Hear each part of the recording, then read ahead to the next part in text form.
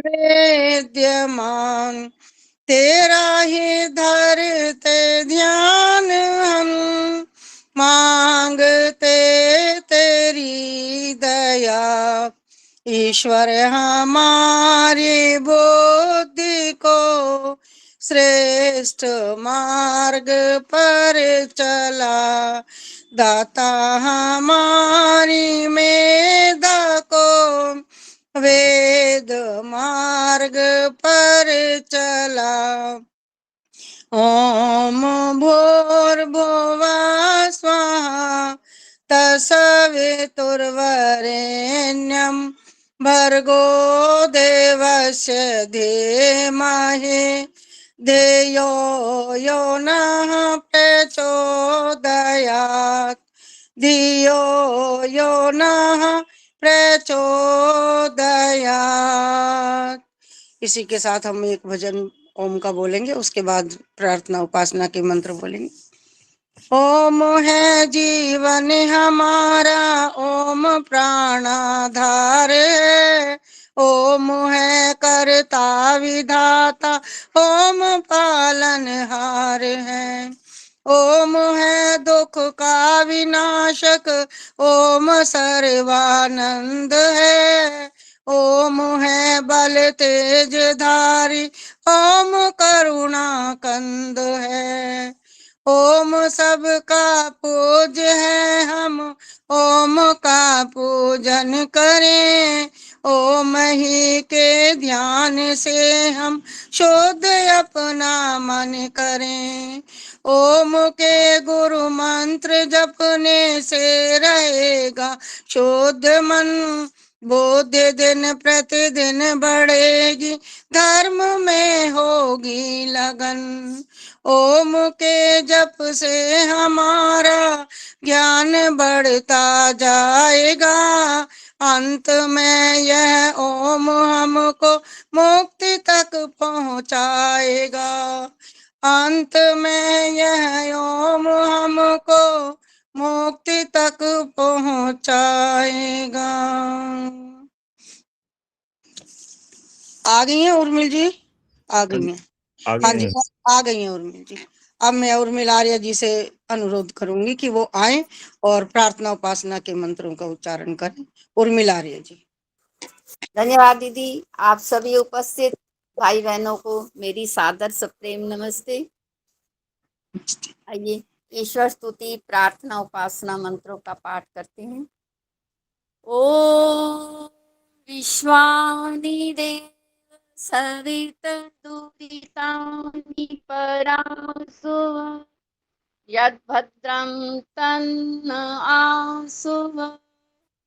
तू सर्वेश सकल सुखदाता शुद्ध स्वरूप विधाता है, उसके कष्ट नष्ट हो जाते जो तेरे डिंग आता है। सारे दुर्गुण दुर्व्यसनों से हमको नाथ बचा लीजे, मंगल में गुण कर्म पदार्थ प्रेम सिंधु हमको दीजे। ओम हिरण्यगर्भाः समवर्तताग्रे, भूतस्य जाताः पतिरेक आसीत्। सदाधार पृथिवीं द्यामुते, कस्मै देवाय हविषाविधे। तू ही स्वयं प्रकाश सुचेतन सुख स्वरूप शुभताता है, सूर्य चंद्र लोकादिक को तू रचता और टिकाता है। पहले था अब भी तू ही है घट घट में व्यापक स्वामी, योग भक्ति तप द्वारा तुझको पावे हम अंतर्यामी। ओम य आत्मदा बलदा यस्य विश्व उपासते, प्रशिशं यस्य देवाः, यस्य छायामृतं यस्य मृत्युः, कस्मै देवाय हविषा विधेम। तू ही आत्म ज्ञान बल दाता, सुयश विज जन गाते हैं। तेरी चरण शरण में आकर भव सागर तर जाते हैं। तुझको ही जपना जीवन है, मरण तुझे बिसराने में। मेरी सारी शक्ति लगी प्रभु तुझसे लगन लगाने में। ओम यह प्राण तो निमिष तो महित्वैक इद्रा जा जगतो बभूव। य ईशे अस्य द्विपदश्चतुष्पदाः कस्मै देवाय हविषा विधेम। तूने अपनी अनुपम माया से जग ज्योति जगाई है। मनुज और पशुओं को रच कर निज महिमा प्रगटाई है। अपने ही सिंहासन पर श्रद्धा से तुझे बिठाते हैं। भक्ति भाव की भेंटें लेकर तब चरणों में आते हैं। ओम ये न द्यौरुग्रा पृथिवी चद्रीडा, ये न स्वस्तभितं ये न नाका, यो अंतरिक्षे रजसो विमानाः कस्मै देवाय हविषा विधेम। तारे रविचंद्रादिक रच कर निज प्रकाश चमकाया है। धरणी को धारण कर तूने कौशल अलख लाया है। तू ही विश्व विधाता पोषक, तेरा ही हम ध्यान धरे। शुद्ध भाव से भगवान तेरे भजनामृत का पान करें। ओम प्रजापते न त्वदेतान्यन्यो विश्वा जातानि परिता बभूव। यत्कामास्ते जोमस्तन्नो अस्तु वयं श्याम पतयो रयिना। तुझसे भिन्न न कोई जग में, सब में तू ही समाया है। जड़ चेतन सब तेरी रचना, तुझ में आश्रय पाया है। हे सर्वोपरि विभो विश्व का तूने साज सजाया है। धन दौलत भरपूर दीजिए, यही भक्त को भाया है। ओम सनो बंधुर्जानीता सविधाता, धामानि वेद भुवनानि विश्वा। यत्र देवा अमृतमानुषाणां स्थितिये, धामन्न धैर्ययन्त। तू गुरु है प्रजेश भी तू है, पाप पुण्य फल दाता है। तू ही सखा बंधु मम, तू ही तुझसे ही सब नाता है। भक्तों को इस भाव बंधन से तू ही मुक्त कराता है। तू है अद्वैत महाप्रभु, सार्वकाल का जाता है। ओम अग्नेनाय सुपथाराय अस्मान् विश्वानि देव वयुनानि विद्वान्। युयोध्यस्मज्जुहुरान् मेनो भूयिष्ठान्ते नाम उक्तिं विधेम। तू है स्वयं प्रकाश रूप प्रभु, सबका सिरजनहार तुई। रसना निश दिन रटे तुम्ही को, मन में बसना सदा तुही। कुटिल पाप से हमें बचाते रहना, हरदम दया निधान। अपने भक्त जनों को भगवान दीजे यही विशद वरदान। अपने भक्त जनों को भगवान दीजे यही विशद वरदान। इति ईश्वर स्तुति प्रार्थना उपासना मंत्र। बहुत बहुत धन्यवाद उर्मिल जी आपका। बहुत ही सुंदर अपनी वाणी से आपने बहुत सुंदर प्रार्थना उपासना के मंत्र बोले। बहुत बहुत धन्यवाद आपका। धन्यवाद और जी। अब मैं धन्यवाद सुदर्शन। जी।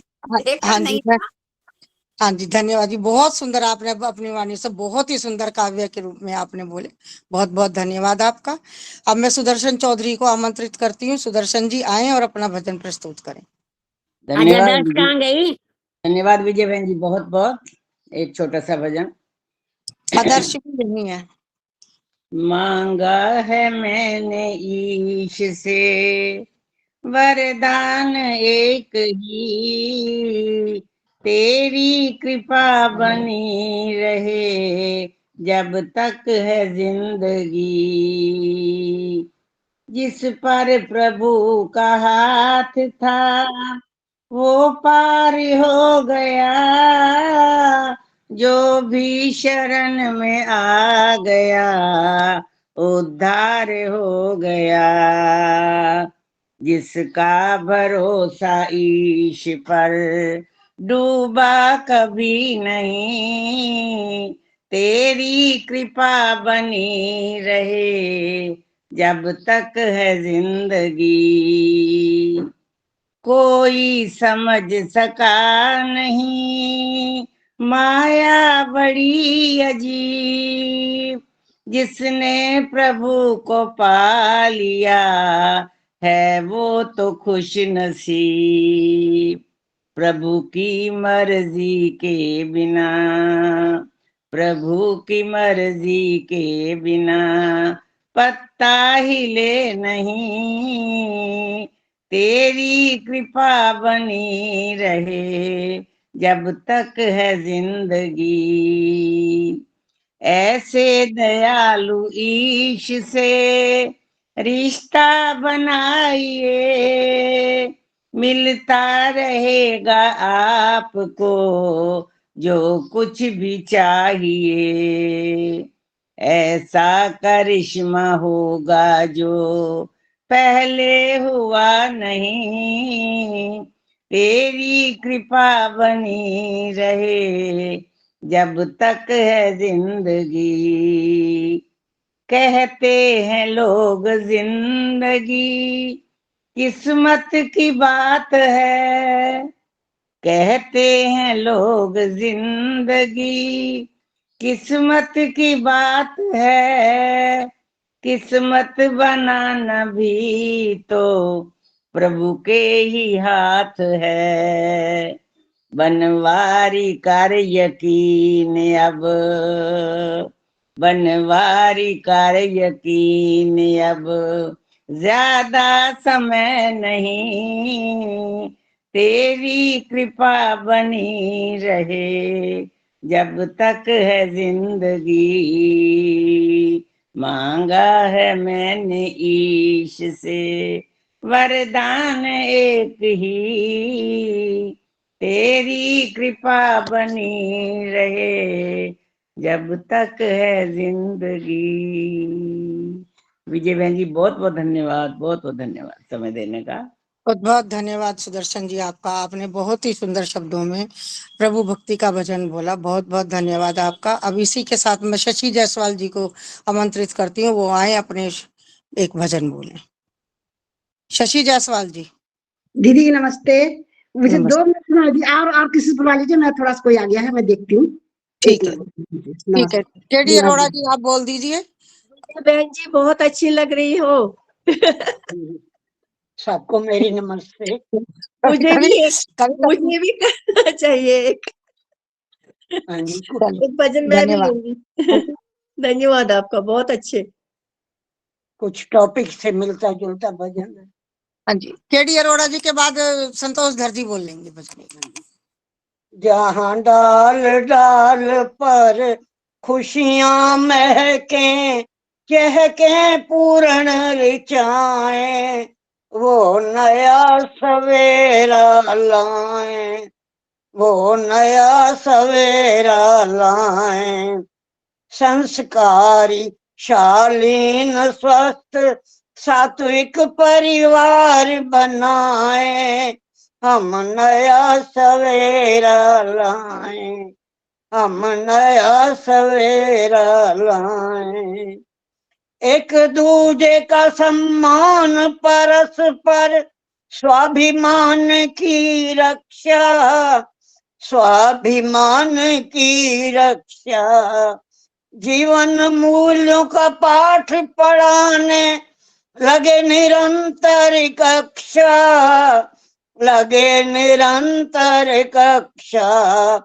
शांतिपूर्ण सहवास परम उल्लास सभी मिल पाए, हम नया सवेरा लाए, हम नया सवेरा लाए। जहाँ डाल डाल पर खुशियां महके, चहके पूर्ण ऋचाएं, वो नया सवेरा लाए, वो नया सवेरा लाए। संस्कारी शालीन स्वस्थ सात्विक परिवार बनाए, हम नया सवेरा लाए, हम नया सवेरा लाए। परिवार अगर वो स्वस्थ धरा पर स्वर्ग स्वयं आ जाता, स्वर्ग स्वयं आ जाता। हो अपनेपन से भरा भरा हर दूर निकट का नाता, हर दूर निकट का नाता। जीवन का संगीत सजा कर सामंजस्य बढ़ाए, हम नया सवेरा लाए, हम नया सवेरा लाए। जहाँ डाल डाल पर खुशियां महके, चहके पूर्ण ऋचाएं, वो नया सवेरा लाए, हम नया सवेरा लाए। निज पर शासन फिर अनुशासन, ये मंत्र बने घर घर का, ये मंत्र बने घर घर का। सबका सुख अपना सुख बन जाए, भेद न हो निज पर का, भेद न हो निज पर का। संवादी जीवन शैली से, समाधि जीवन शैली से संस्कृति को सरसाएं, हम नया सवेरा लाएं। समाधि जीवन शैली से संस्कृति को सरसाएं, हम नया सवेरा लाएं, हम नया सवेरा लाएं। जहाँ डाल डाल पर खुशियां महके, चहके पूर्ण ऋचाएं, वो नया सवेरा लाएं, हम नया सवेरा लाएं। संस्कारी शालीन स्वस्थ सात्विक परिवार बनाए, हम नया सवेरा लाएं, हम नया सवेरा लाएं। धन्यवाद जी समय देने। बहुत बहुत धन्यवाद केडी जी आपका। आपने बहुत ही सुंदर अपनी वाणी से भजन बोला। अब मैं आमंत्रित करती हूँ संतोष धर जी से, और संतोष धर जी के बाद गीता जी तैयार रहेंगी। विजय जी टाइम बचेगा तो मुझे भी देना। अच्छा जी, ठीक है माता जी। एक भजन का हाँ समय जी, मुझे भी नमस्ते देना। जी। विजय बहन जी नमस्ते जी। आज नमस्ते। आज वो कहाँ गई? वो अभी कल आ की जा थकावट अभी आ जाएंगी, अभी थोड़ी देर में आ जाएंगी। अच्छा कल की अच्छा। थकावट है। हाँ जी, हाँ जी, बोलो आप हाँ संतोष जी, धर हाँ जी जी। बोलो। संतोष धर मैं जी भी के बाद माता जी आप बोल लेना पहले, गीता जी बाद में बोलेंगी। राजलूथरा माता जी।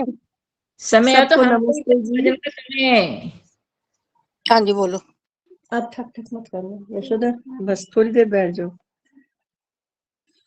अगर मुझको तेरा सहारा न होता तो प्रभुवर ये जीवन भी प्यारा न होता।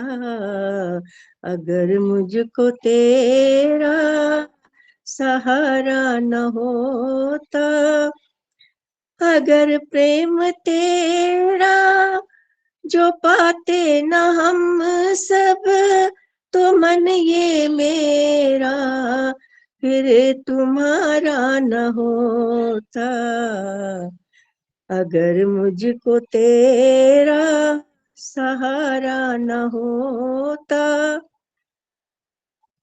तो प्रभुवर ये जीवन भी प्यारा न होता। डुबा ही दिया था इस दुनिया ने ऐसे, तेरे बिन कोई फिर किनारा न होता। अगर मुझको तेरा सहारा न होता तो प्रभुवर जीवन भी प्यारा न होता। न प्रभुवर ये जीवन भी प्यारा न हो, सदा साथ खुशियों में जगने दिया है। दुखों में तेरे बिन गुजारा न होता। अगर मुझको तेरा सहारा न होता तो प्रभुवर ये जीवन भी प्यारा न होता। पता ही नहीं हम कहाँ डूब जाते, अगर तुमसे तूने उबारा न होता। अगर मुझको तेरा सहारा न होता तो प्रभुवर ये जीवन भी प्यारा न होता। वो वक्त न भक्ति ही मिलती न फिर ज्ञान होता, अगर हमने दामन पसारा न होता।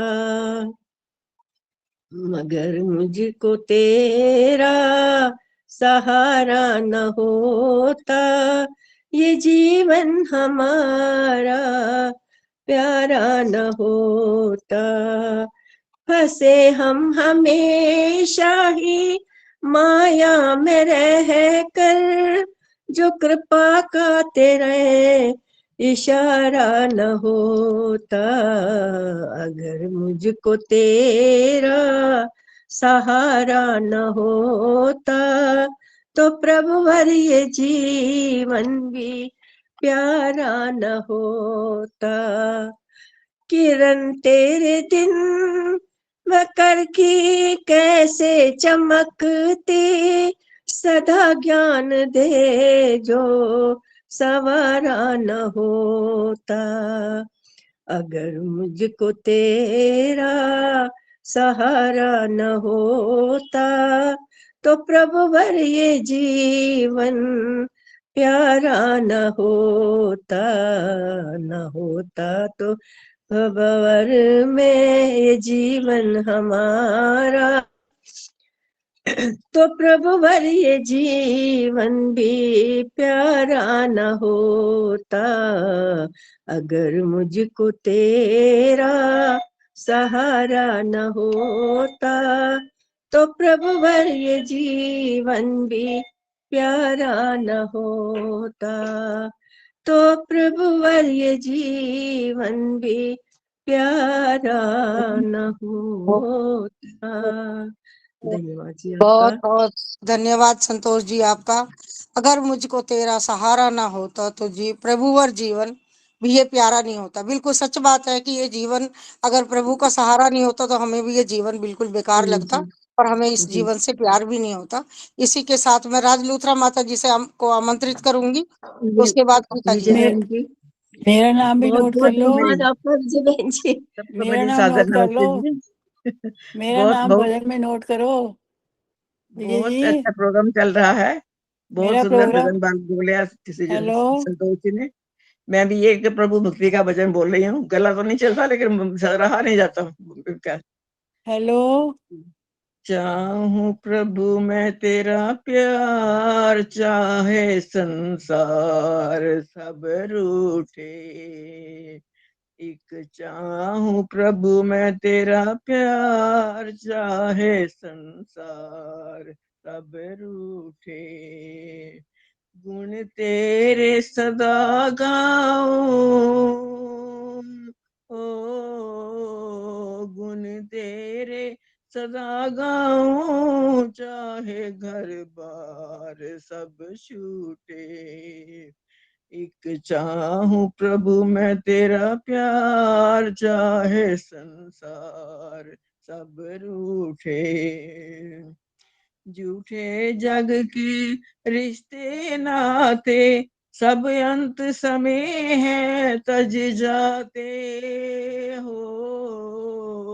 झूठे जग के रिश्ते नाते, सब अंतिम में है तज जाते। तजना न कभी हमको प्रभुवर, तुम हो जग के माते भ्राते। तेरी भक्ति को पाऊं, ओ तेरी भक्ति को पाऊं, चाहे घर बार सब छूटे। एक चाहूं प्रभु मैं तेरा प्यार, चाहे संसार सब छूटे। दुख आए जीवन भी जाए, इसकी तो मुझे चिंता ही नहीं हो। दुख आए जीवन भी जाए, इसकी तो मुझे चिंता ही नहीं। तेरा प्यार अमर, तेरी प्रीति अमर, तो दुख मन में किंचित भी नहीं। मन में अपने पाऊं, ओ मन में अपने पाऊं, चाहे घर बार सब छूटे। एक चाहूं प्रभु मैं तेरा प्यार, चाहे संसार सब रूठे। तो अंत में कहा है, तुम ही हो प्रभु सबके दाता, ए दयावान कुछ दया करो। तुम ही हो प्रभु सबके दाता, कुछ दयावान कुछ दया करो। हमको बल दो और बुद्धि दो, मन में भक्ति के भाव भरो। मैं तेरे भजन गाऊं, ओ मैं तेरे भजन गाऊं, चाहे घर बार सब छूटे। एक चाहूं प्रभु मैं तेरा प्यार, चाहे संसार सब रूठे। गुण तेरे सदा गाऊं, गुण तेरे सदा गाऊं, चाहे घर बार सब छूटे। एक चाहूं प्रभु मैं तेरा प्यार, चाहे संसार सब रूठे। चाहे घर बार सब छूटे, चाहे संसार सब रूठे। बहुत बहुत धन्यवाद विजय जी। बहुत धन्यवाद माता जी, आपका बहुत बहुत धन्यवाद। झूठे झूठे जग सब रिश्ते नाते, अगर मैं पाऊं तेरा प्यार प्रभुवर में, अगर पाऊं तेरा प्यार, तो सच्ची बात है कि अगर हम प्रभु का प्यार को पाएंगे तो सब रिश्ते नाते सब झूठे ही आएंगे। इसी के साथ मैं अब गीता जी को आमंत्रित करूंगी, उसके बाद रविंद्र भाई साहब जी आप तैयार रहना। मेरा नाम नहीं नोट करोगे? मैं कब से कह रही हूँ। करा गया संतोष जी, आप माइक म्यूट रखिए, कर लिया आपका नाम। दीदी मेरा नाम देखिए, देख अब लीजिए समय हो अब तो। आदर्श जी अपने आप देख लेंगी, जिसको बुलवाना बोल लेंगी। मैंने संभाल लिया जितने धीरे संभालना था। अब आदर्श जी अपने आप संभालेंगे किससे बुलवाना किससे नहीं बुलवाना। गीता जी अब आप आ जाइए, उसके बाद रविंदर भाई साहब जी, उसके बाद आदर्श अपने आप संभालेगी किसको बोलना किसको नहीं। हाँ जी, सबको मेरी सादर नमस्ते। आपका बहुत बहुत धन्यवाद दीजिए जी, मुझे समय दिया आपने। मैं ओम के ऊपर ही गा रही हूँ। मनवा ओम नाम तू गाले, मनवा ओम नाम तू गाले, सुमिरन कर ले परम पिता को, मूरख अलख जगाले, मनवा ओम नाम तू गाले। क्या जाने तू प्रभु की माया, एक पल धूप तो एक पल छाया, क्या जाने तो प्रभु की माया, एक पल धूप तो एक पल छाया, अवसर का फिर ना मिलेगा, अवसर का फिर ना मिलेगा, जीवन सफल बना ले, मनवा ओम नाम तू गाले। क्या देगी दुनिया इस रंगी, क्यों देंगे ये साथी संगी, प्रभु रस पी मत प्रभु रस पी मत, प्रभु नाम फल पाले, मनवा ओम नाम तू गाले। तन की क्षण भंगुर नौका परदेसी आया तू चढ़ कर, प्रभु पतवार बना कर, प्रभु नाम पतवार बना कर, नौका पार लगा ले, मनवा ओम नाम तू गाले, मनवा ओम नाम तू गाले, सिमरण कर ले परम पिता को, मूरख अलख जगाले, मनवा ओम नाम तू गाले, मनवा ओम नाम तू गाले। बहुत बहुत धन्यवाद आपका, मुझे समय दिया, बहुत बहुत धन्यवाद। बहुत सुंदर गीता वीरमानी जी, सच में हमें और कुछ अगर नहीं भी गाना आता तो केवल और केवल ईश्वर का निज नाम ओम ओम ही हम गाएंगे, तब भी हम ईश्वर को पा सकते हैं। बहुत बहुत धन्यवाद आपका। अब आइए रविंदर भाई साहब, इनके बाद स्नेहलता जी तैयार रहेंगी। आदर्श मैंने शशि को भी बोला था, तो शशि का रविंदर भाई साहब के बाद शशि जायसवाल को बुलवा लेना पहले, फिर उनके बाद। उपस्थित सभी आर्यजनों को मेरा नमन। आइए एक प्रभु स्तुति का छोटा सा गीत।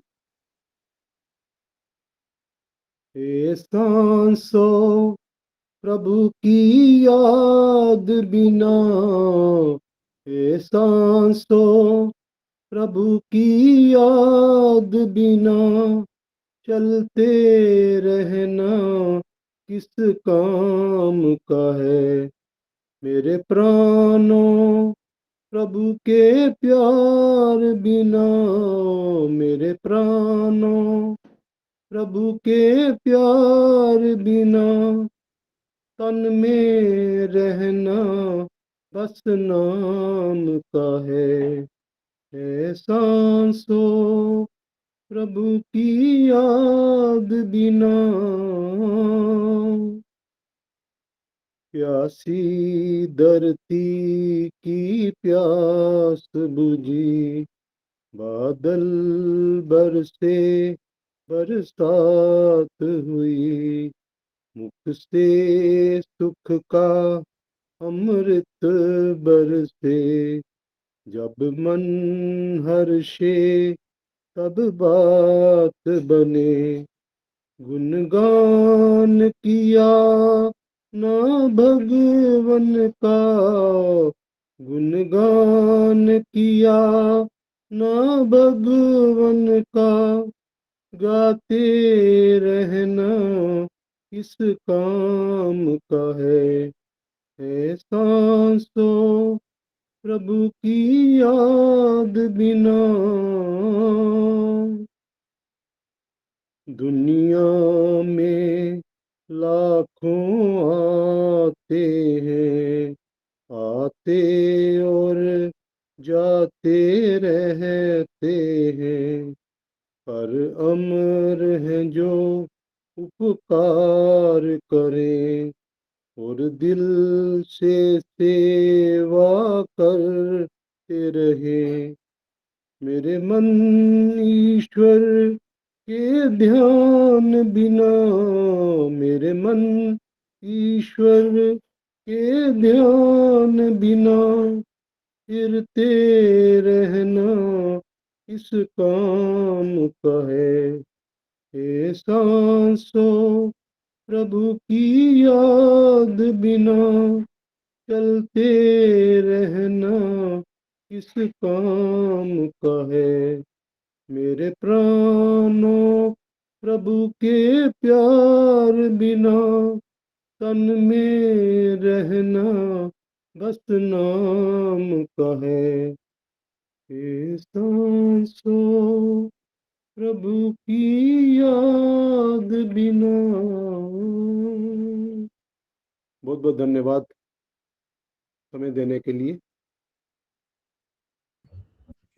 बहुत सुंदर भजन। सच में प्रभु की याद बिना तो हमारा ये जीवन ही बेकार है।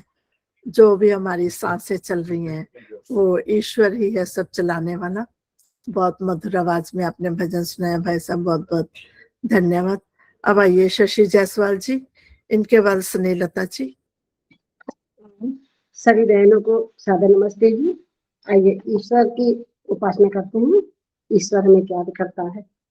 ईश हमें देते हैं सब कुछ, हम भी तो कुछ देना सीखें। जो कुछ हमें मिला है प्रभु से, वितरण उसका करना सीखें।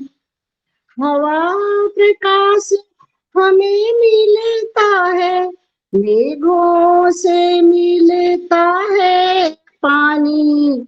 यदि बदले में कुछ नहीं देते, इसे कहेंगे बेईमानी।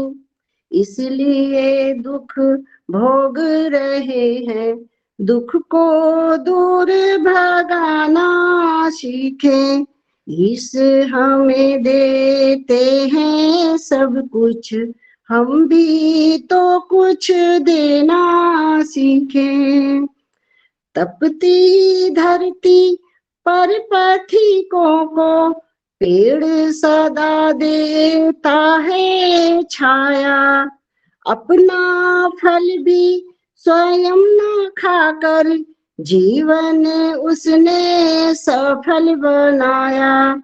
10वां पहले दान करे हम, 10वां पहले दान करे हम, बाकी स्वयं बरतना सीखे। ईश हमें देते हैं सब कुछ, मानव जीवन दुर्लभ है, हम स्वार्थ रहित इसे बनाए। खिले फूल खुशबू देते हैं, वैसे ही हम भी बन जाएं।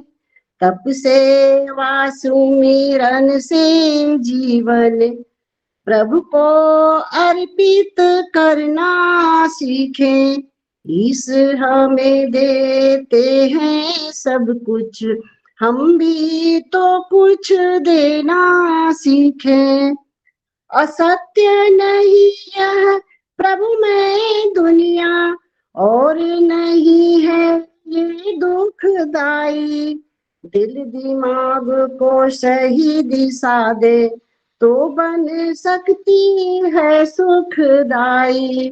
जन को प्रभु देते हैं सब कुछ, जन को प्रभु तो देते हैं सब कुछ, लेकिन जन तो बनना सीखे। ईश्वर हमें देते हैं सब कुछ, हम भी तो कुछ देना सीखे। धन्यवाद जी, समय देने के लिए आपका बहुत बहुत धन्यवाद दीदी। बहुत सुंदर भजन, प्रेरणादायक। सच में ईश्वर ने हमें इतना कुछ दिया है, हम भी परोपकार की जिंदगी जिए। पेड़ अपने फल खुद नहीं खाते, नदियां अपना पानी खुद नहीं पीती। हमें भी अपने लिए ही नहीं जीना, दूसरों पर परोपकार करना है, ऐसा हम अपना जीवन जिए। बहुत प्रेरणादायक भजन आपका, बहुत बहुत धन्यवाद। अब आइए सुनील दत्ता जी, इनके बाद संतोष जसूजा जी तैयार रहेंगे। और आज सभी अंजू चौधरी जी हमारे बीच में उपस्थित हैं, आपका बहुत बहुत स्वागत, अभिनंदन है। आइए।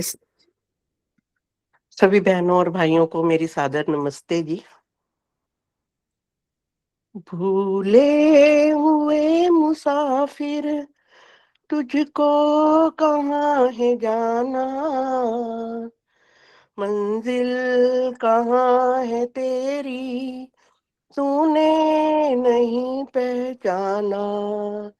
भूले हुए मुसाफिर, छोटा सा जन्म तेरा, विषयों में क्यों गवाया।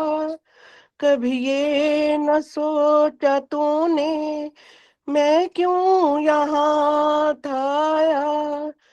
क्यों यूं गवा रहा है श्वासों का ये खजाना, मंजिल कहाँ है तेरी, तूने नहीं पहचाना। भूले हुए मुसाफिर, 2 दिन की जिंदगी है, 2 दिन का है ये मेला।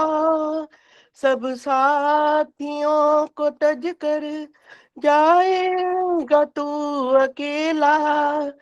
विषयों में मस्त होकर फिरता है क्यों दीवाना, मंजिल कहाँ है तेरी, तूने नहीं पहचाना।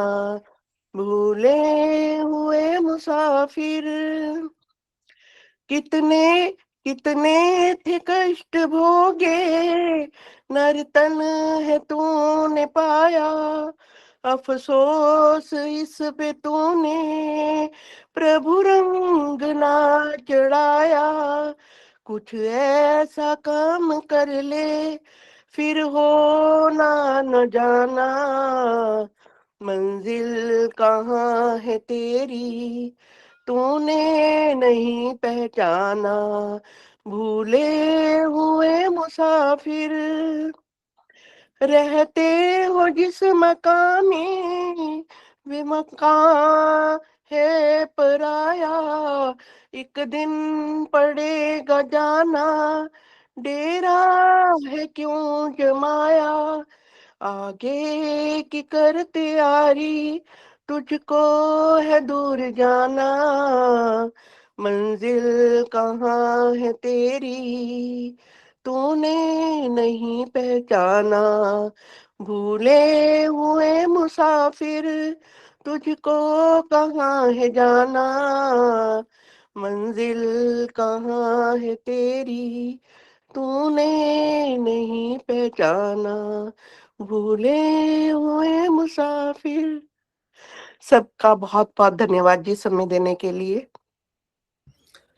बहुत सुंदर भजन। सच में ये हमें मानव का जीवन क्यों मिला है, हमने कुछ पुरुषार्थ किए होंगे तभी हमें ये मानव का जीवन मिला, और इसका लक्ष्य क्या है मानव का जीवन मिलने के लिए, उसकी हम और आगे बढ़े। जो हमारा मुख्य लक्ष्य है मोक्ष प्रभु मिलन का, उसकी हम तैयारी करें। बहुत सुंदर भजन आपका, बहुत बहुत धन्यवाद। अब आइए संतोष जसूजा जी, इनके बाद आदर्श अरोड़ा जी तैयार रहेंगे। जी सबको नमस्ते। नादा इंसान बदिया ना कर, बुरा फल मिलेगा तू पापों से डर। नादा इंसान बदिया ना कर, बुरा फल मिलेगा तू पापों से डर। उत्तम ये चोला प्रभु ने दिया, बदले में इसके कुछ ना लिया। उत्तम ये चोला प्रभु ने दिया, बदले में इसके कुछ ना लिया। दुनिया में आकर तू जब तक जिया, प्रभु का न सिमरन तूने किया। पल पल में आयु गई गुजर, नादा इंसान बदिया ना कर। अगर बेबसों को सताएगा तू, खुद ही सताया जाएगा तू। अगर बेबसों को सताएगा तू, खुद ही सताया जाएगा तू। अपनी ही गर्दन कटाएगा तू, बड़ा न्यायकारी है ईश्वर। नादा इंसान बदिया ना कर, बुरा फल मिलेगा तू पापों से डर। बुराई का बदला बुराई यहाँ, भलाई का बदला भलाई यहाँ। वही तो मिलेगा परलोक में, करी तूने जैसी कमाई यहाँ। चला चल तू अपनी बेमोल सीधी डगर, नादा इंसान बदिया ना कर। जुल्म सितम करेगा कहाँ, बता दे प्रभु जहाँ ना वहाँ। जुल्म सितम करेगा कहाँ, बता दे प्रभु जहाँ ना वहाँ। ढूंढोगे उसको मिलेगा वहाँ, कण कण में व्यापक है ईश्वर। मिलेगा वही तो ढूंढोगे यहाँ, कण कण में व्यापक है ईश्वर। नादा इंसान बदिया ना कर, बुरा फल मिलेगा तू पापों से डर, पापों से डर। बहुत बहुत धन्यवाद दर्शी। बहुत सुंदर भजन। सच में हम जैसे कर्म करेंगे हमें वैसा ही फल ईश्वर देगा, और कर्म करने में हम स्वतंत्र हैं। जब हमें फल मिलता है तो हमारी उस के आगे कोई नहीं चलती। इसलिए जो भी कर्म करे हम सोच समझ करें कि इसका फल तो हमें ही भोगना है। बहुत सुंदर भजन, बहुत बहुत धन्यवाद। अब आइए आदर्श अरोड़ा जी, इनके बाद ललिता तलेजा जी तैयार रहेंगे। आप सभी बहनों को मेरा नमस्कार। एक छोटा सा भजन। ईश्वर से संग जोड़ रे मानव ईश्वर से संग जोड़, विषयों से मुख मोड़ रे मानव विषयों से मुख मोड़। प्रातः सायं संध्या कर ले वेद ज्ञान जीवन में भर ले।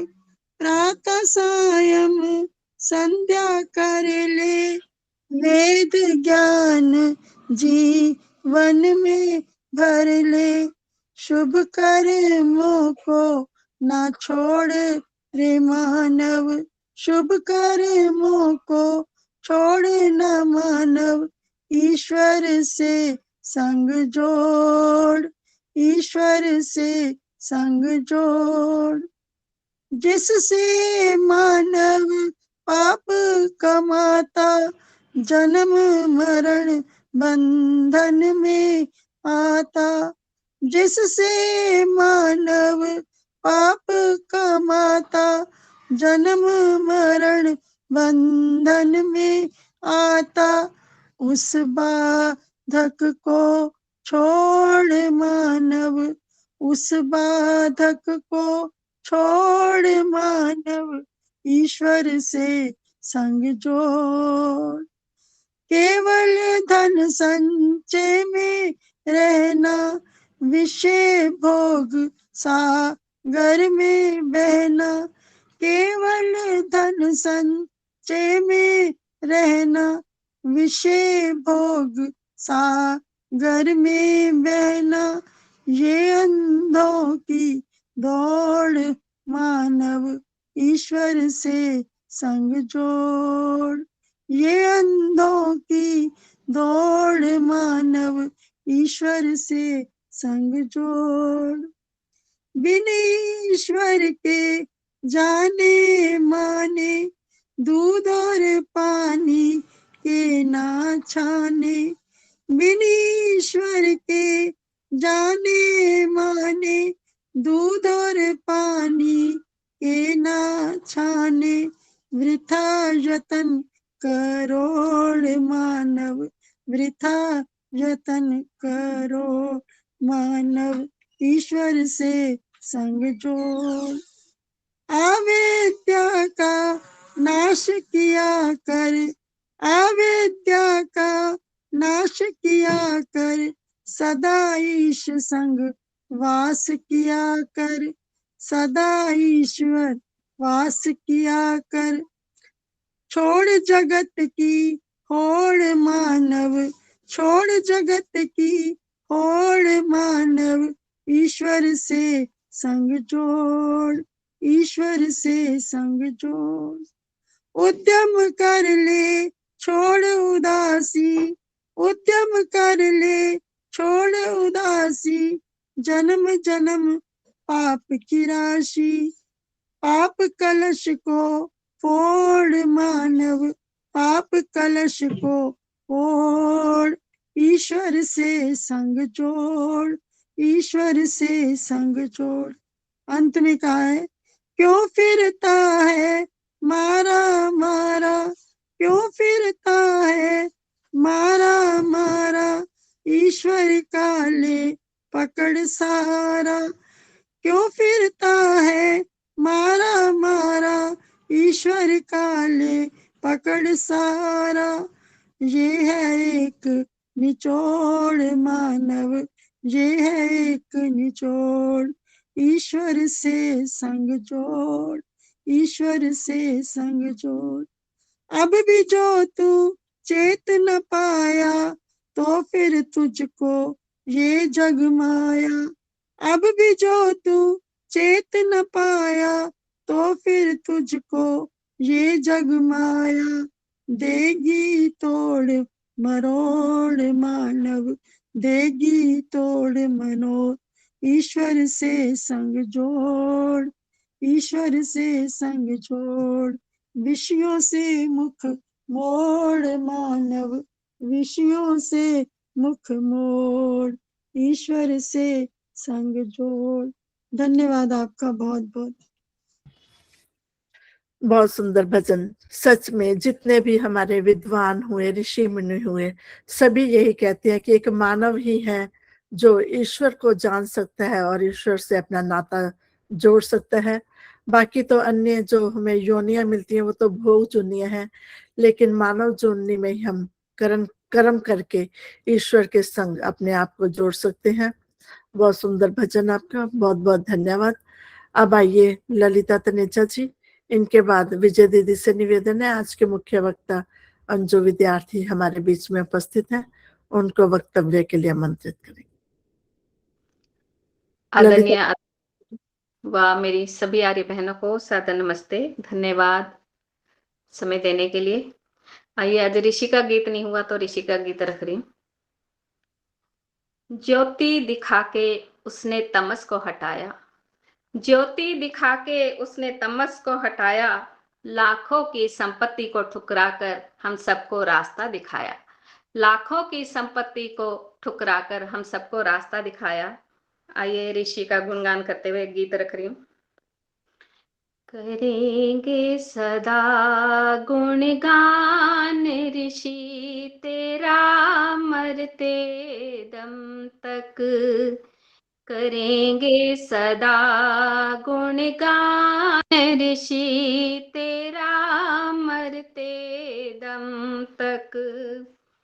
इस धरती से उस अंबर तक, उस अंबर से नीले गगन तक, नीले गगन से हर कण कण तक, करेंगे सदा गुणगान ऋषि तेरा मरते दम तक।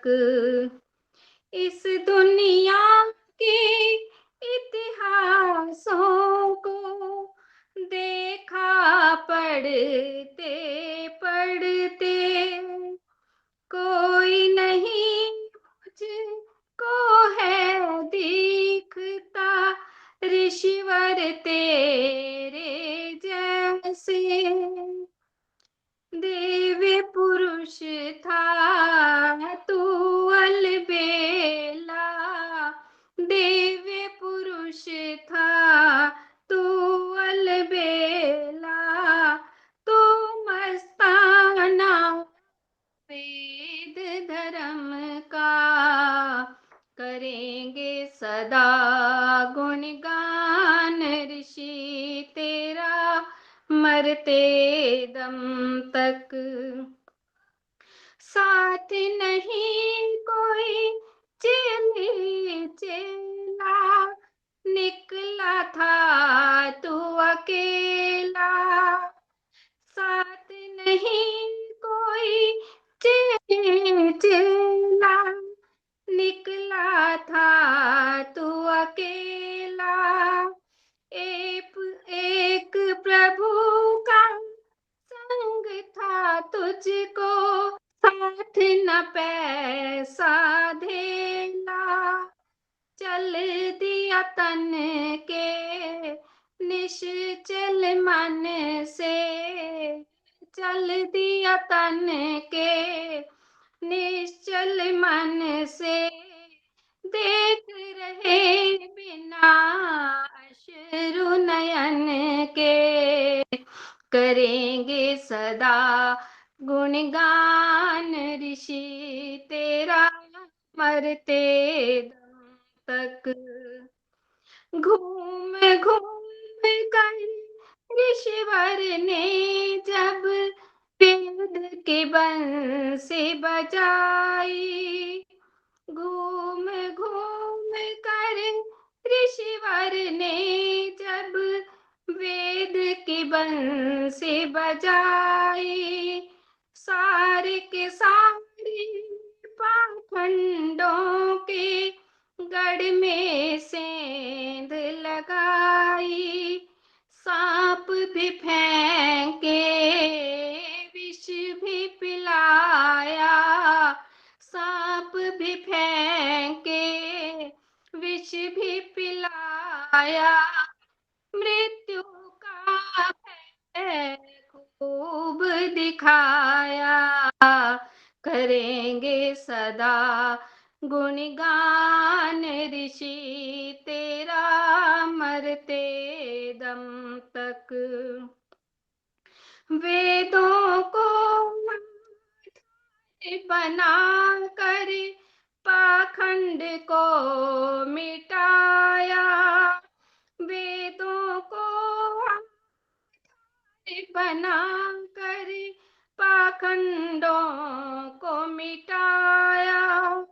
हम बदलेंगे जग बदलेगा, ऋषिवर ने समझा। सबका जीवन बन जाए मधुबन, सबका जीवन बन जाए मधुबन। ललिता ने यह गीत सुनाया, करेंगे सदा गुणगान ऋषि तेरा मरते दम तक, करेंगे सदा गुणगान ऋषि तेरा मरते दम तक। इस धरती से उस अंबर तक, उस अंबर से नीले गगन तक, नीले गगन से हर कण कण तक, करेंगे सदा गुणगान ऋषि तेरा मरते दम तक। बोलो महर्षि दयानंद की जय। धन्यवाद समय देने के लिए। बहुत सुंदर ऋषि का गीत आपने सुनाया। सच ने ऋषि ने मानव जाति के लिए इतने अपने शरीर के ऊपर कष्ट सहे कि हमें मानव जाति को बचाना है। जो लोग इधर अंधविश्वासों में पाखंडों में फंसे हुए थे उनका सही रास्ता दिखाया, वेदों का मार्ग बताया। नमन करते हम ऐसे गुरु को, और उनका हम गुणगान जब तक जीते रहेंगे, सदियों तक वर्षों तक उन ऋषि का गुणगान करते रहेंगे। बहुत सुंदर ललिता जी आपने मधुर भजन को ऋषि का गुणगान गाया, बहुत बहुत धन्यवाद। और कल हमारा महिला सम्मेलन बहुत ही सफलतापूर्ण संपन्न रहा। सुमन चांदना जी आई, अंजू विद्यार्थी, बहुत सी बहनें आई। आप सभी का धन्यवाद जिनके सहयोग से कार्यक्रम बहुत सफल रहा। और जो बहनें इस कार्यक्रम से वंचित रह गई हैं, एक समय और है, रविवार को पूरा न होती है। आइए, हमारे योगेश वैदिक जी आए हुए हैं, बहुत ही विद्वान। हम ऑनलाइन तो उनको सुनते रहते हैं, यूट्यूब पे देखते हैं, लेकिन ऑफलाइन जो सुनने का आनंद है, देखने का, वो भाव हमें उनके जो फेस पे होते हैं वो देखने को भी अच्छे लगते हैं, सुनने को भी अच्छा लगता है। मेरा निवेदन है सभी से, जो कल नहीं आ पाए वो रविवार को पूरा ना होती है, रविवार को आए और कार्यक्रम की शोभा भी बढ़ाएं, हमारा भी उत्साहवर्धन होगा और आपको भी ज्ञान अधिक मिलेगा। आइए आप विजय दीदी हमारी मुख्य वक्ता के लिए आमंत्रित करें। सभी को सादर नमस्ते जी। आर्य समाज रोहतास नगर वैदिक वंदन में सभी का स्वागत, अभिनंदन।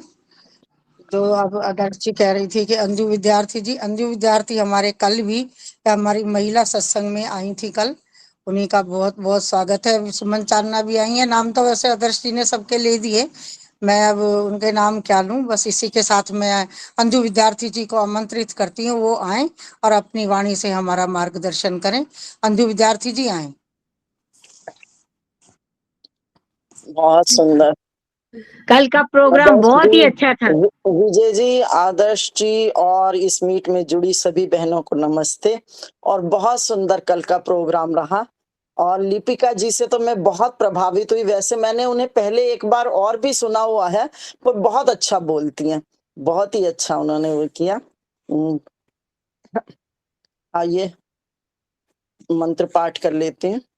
ओम त्वं हीनः पिता वसु त्वं माता शतक्रतो बभूविथ अधाते सुम्नमीमहे। ॐ असतो मा सद्गमय तमसो मा ज्योतिर्गमय मृत्योर्मामृतं गमय मृत्योर्मामृतं गमय। एक बार पुनः आप सबको नमस्ते। और कल तो आदर्श जी ने मेरे ऊपर सर्जिकल स्ट्राइक कर दी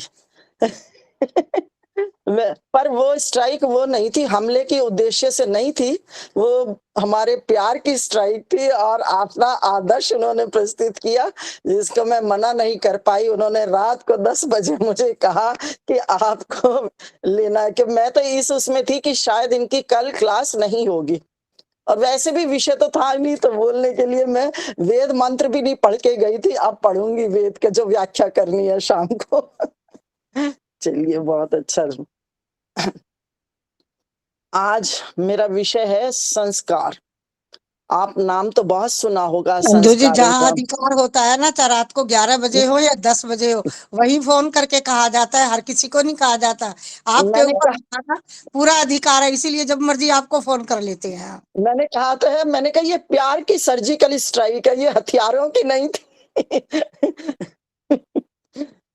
ये तो है, ये आपके, मैं भी आप ही के जैसी बहन हूं, और ये बहुत अच्छा किया कि आपने मुझे याद किया और आप देते हैं, तो हम इससे आगे स्वाध्याय कर पाते हैं, आगे बढ़ पाते हैं। इसलिए मुझे आपका, मैं कभी कहती हूँ कि मुझे धन्यवाद मत किया करिए, मैं धन्यवाद करूंगी आपका कि आप लोग जब मुझे ये देते हैं परमपिता परमात्मा की वेद वाणी के वो आगे, तो हम पाठ कर पाते हैं ये, और यह उस परमपिता परमात्मा का आशीर्वाद है। संस्कार, किस संस्कार होता क्या है? शब्द तो आपने बहुत सुना, कह देते हैं जी संस्कारों का प्रभाव है, संस्कारों का प्रभाव है। संस्कार होता क्या है? हमारा वैदिक सिद्धांत ही इसको पुष्ट करता है, और वो कहता है किसी वस्तु को नए रूप में बदल देना। एक मनुष्य का निर्माण मनुष्य के रूप में निर्माण कर देना, उसे संस्कार कहते हैं। और वैदिक संस्कृति में 16 संस्कारों का वर्णन किया गया है।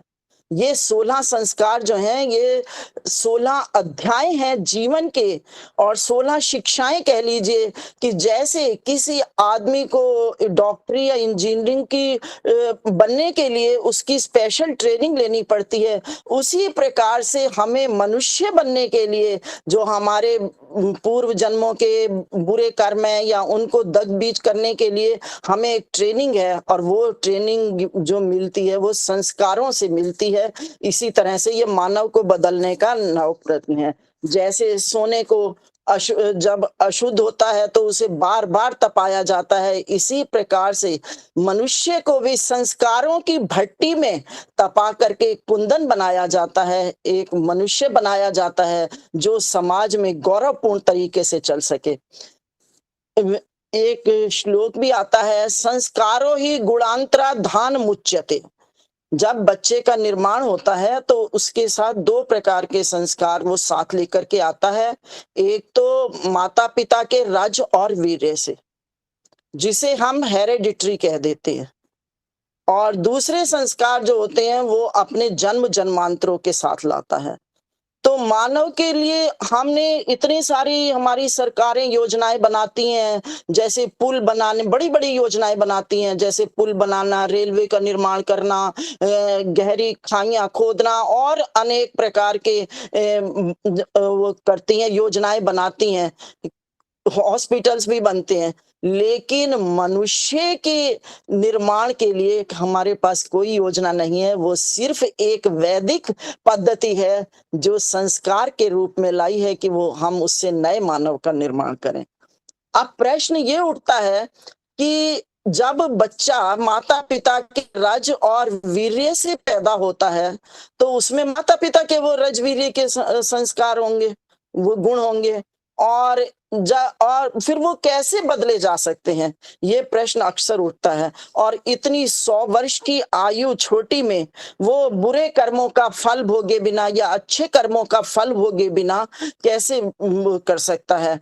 कैसे उन कर्मों को हम मिटा सकते हैं जो वैदिक पद्धति ये दावा करती है कि संस्कारों के द्वारा हम दुर्गुणों को हटा करके जैसे सोने को कुंदन बनाते हैं ऐसे ही बच्चे को बना दिया जाता है। तो उसके लिए कहा है। तो कर्मों का तो अलग अलग लोग अलग अलग विचार रखते हैं। कई कहते हैं, पौराणिक लोग ये भी मानते हैं कि चंद्रगुप्त का एक बही खाता है, क्योंकि ये कर्मों के ऊपर होता है और कर्म पीछा नहीं छोड़ते। ये हमने हमेशा ही सुना है।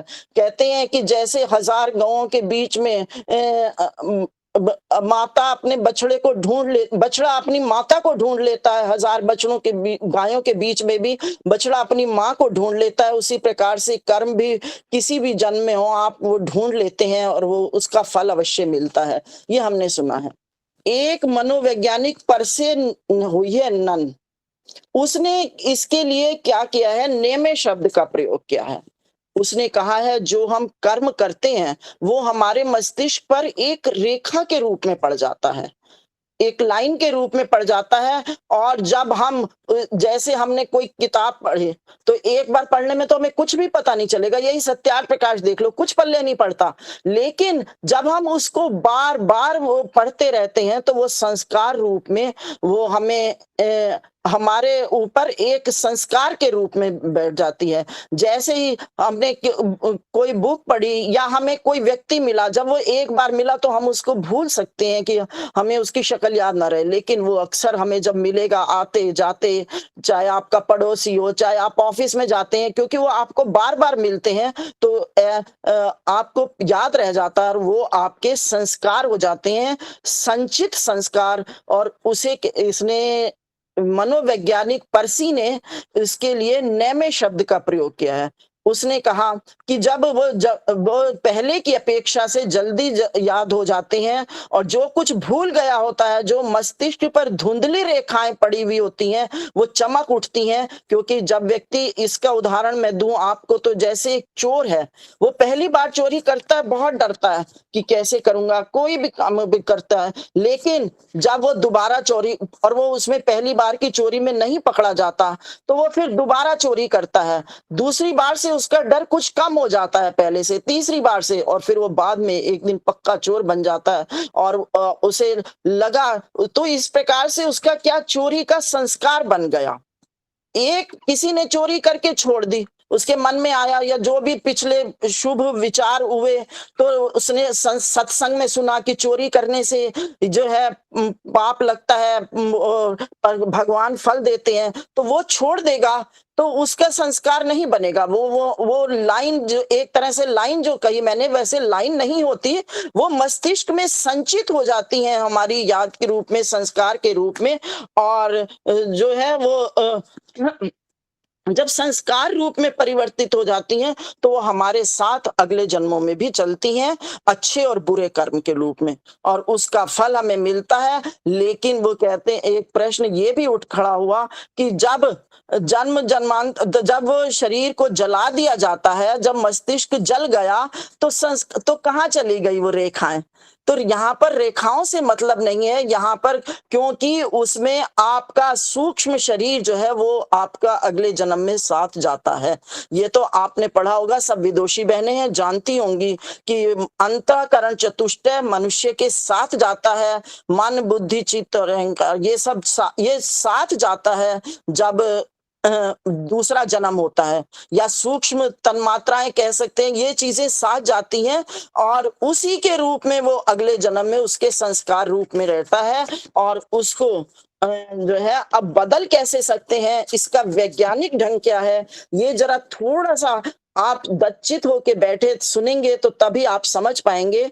ऐसी नहीं है, थोड़ा सा मुश्किल तो है, क्योंकि ये विज्ञान वालों को जल्दी समझ आ जाता है और जो विज्ञान नहीं पढ़े तो उनको थोड़ी सी समझने में मुश्किल होती है। लेकिन कोई मुश्किल नहीं अगर आप इसको ध्यान से सुनेंगे।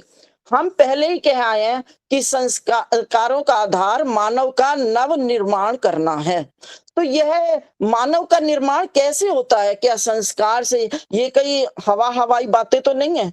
कैसे निर्माण संभव है जब वो माता पिता के रजवीर्य से पैदा हुआ है, और जिन संस्कारों से माता पिता के रजवीर्य होगा वैसी तो संतान होगी, फिर उसे बदल कैसे सकते हैं। तो इसके लिए दो कोटि के विचारक लिए हैं। एक विचारक जो मानते हैं वो मानते हैं कि वंशानुक्रमण अर्थात हेरेडिटरी जिसको बोलते हैं, और दूसरे विचारक मानते हैं कि वातावरण द्वारा बदला जा सकता है।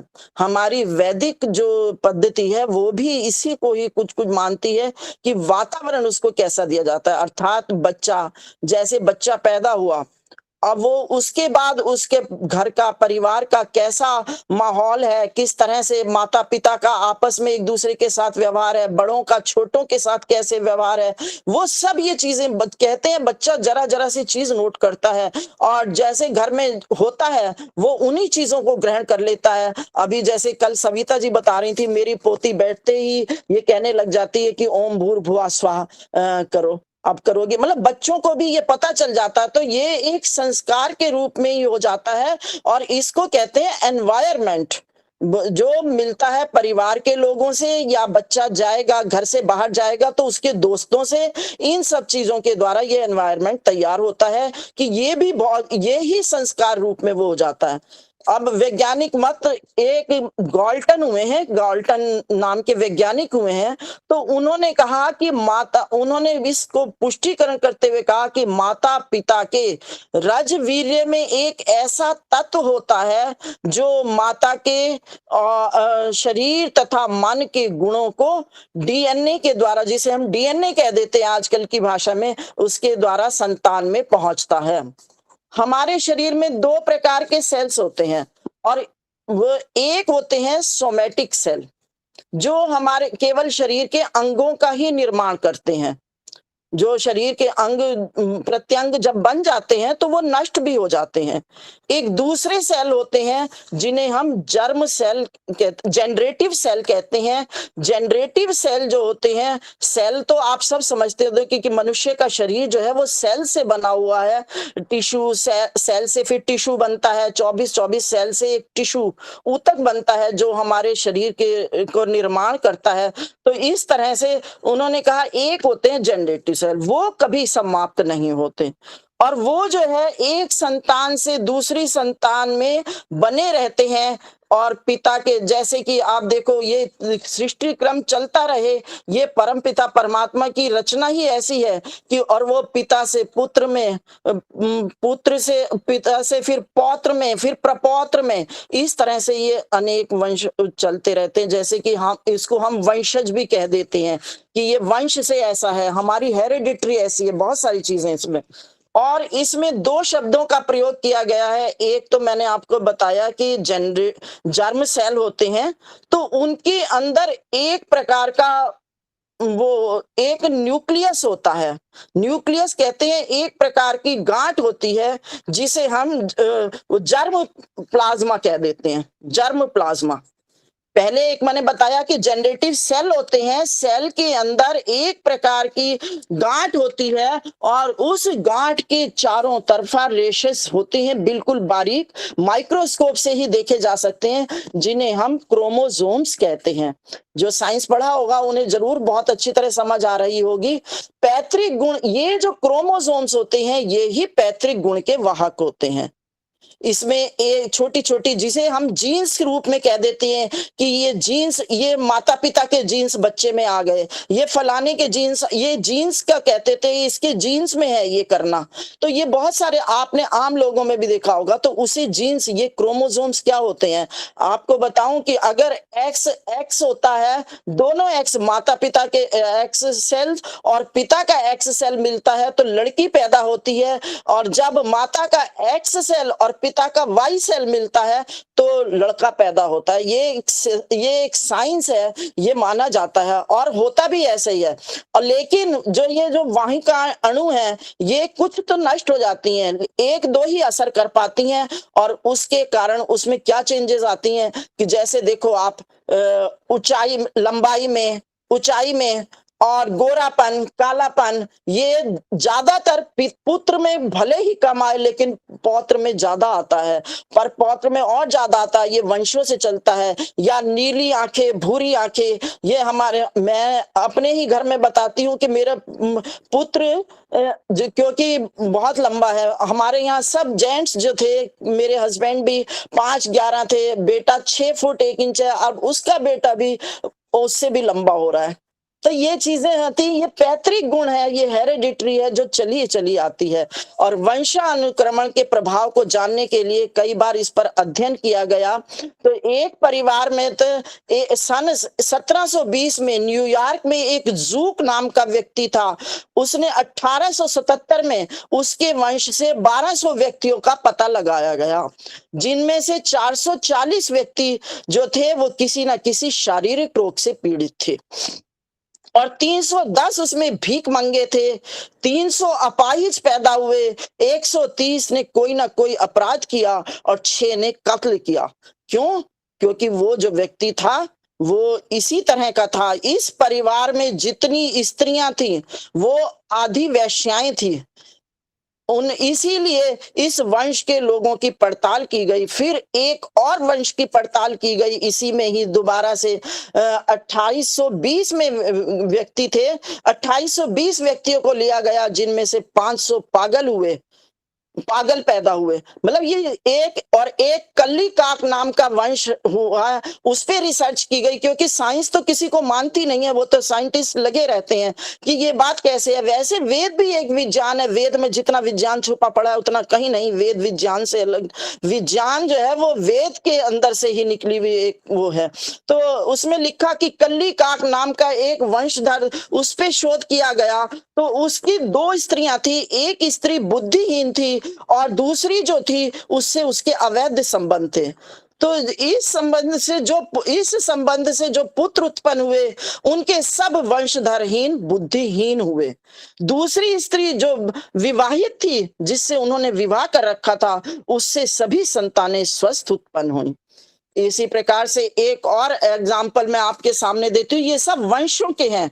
जोनाथन एडवर्ड्स एक व्यक्ति हुआ है, उसे पता चला, उसने 295 कॉलेजों के, वो बहुत अमेरिका का बहुत बड़ा आदमी हुआ है, शायद मेरे ख्याल राष्ट्रपति हुआ है।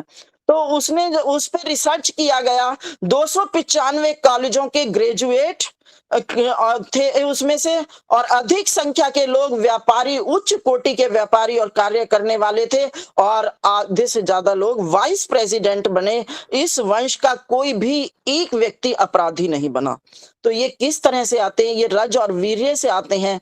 लेकिन यहाँ पर संस्कारों का कैसे फर्क होगा? इसके लिए, संस्कारों के लिए हमें वातावरण वैसा देना पड़ेगा। जैसे कि आपको पता है, रानी मदालसा का एग्जाम्पल इसके सामने आता है कि रानी मदालसा ने रहने के लिए, या अभिमन्यु की कहानी आप सुनते हैं, माता सुभद्रा अभिमन्यु को कहानी सुनाती है। क्यों वो अर्जुन क्यों सुनाते हैं माता सुभद्रा को? अगर उसे कोई इंटरेस्ट ना हो, आजकल की कोई माता हो तो कहेगी मुझे कोई फिल्मी स्टोरी सुनाओ, मुझे ये नहीं सुनना, ये बोर बातें नहीं सुननी। इसका मतलब माता सुभद्रा भी एक बहुत बड़ी शतरानी थी, और जब उसने अभिमन्यु से इसका चक्रव्यूह का वो एंटर करने का, प्रवेश करने की विधि तो प्राप्त कर ली, लेकिन जब उसके भेदन का समय आया तो उन्हें नींद आ गई। और ऐसे ही रानी मदालसा को देखिए कि उन्होंने वैसा वातावरण तैयार किया अपने पुत्रों को योगी बनाने के लिए, और कहते हैं कि जब भी वो प्रेग्नेंट होती थी, जब भी उनका गर्भ ठहरता था, तो वो उसको योगी बनाने के लिए जंगल में चली जाती थी, शहर से दूर, और उसी तरह का वातावरण, उसी तरह का खान पान, सब उन्हीं चीजों का प्रयोग करती थी। और रोज वो कहती थी, त्वम शुद्धो असि त्वम बुद्धो असि संसार ब्रजेत।